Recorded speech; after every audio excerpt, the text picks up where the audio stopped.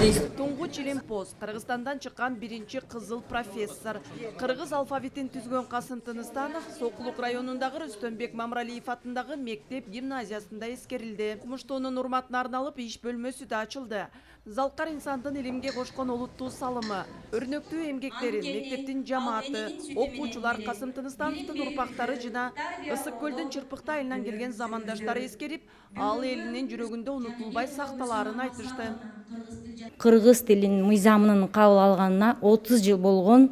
Иш чаранын алкагында биздин улуу Залкар атабыз Касым Тыныстановдун ошо тил илимине салган зор салымын баса белгилеп, кыргыз тилинин жылдызы деген темада иш чара өтүп жатабыз.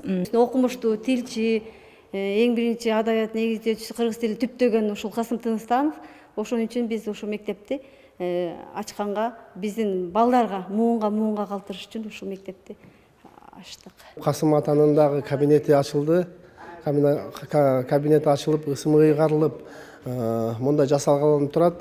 Бул да болсо кыргыз эл үчүн өтө жакшы нерсе. Анткени келечек жаңы муундардын баары тең Касым ата ким экенин билүү зарыл. Анткени Касым атабыз бул киши кыргыз тилин негиздөөчү адам. Бул чоң иш чара. Мындай айтып келгенде кичинекей эмес. Себеп дегенде Кыргызстан боюнча мектептер арасында биринчи кабинет ачылып жатат.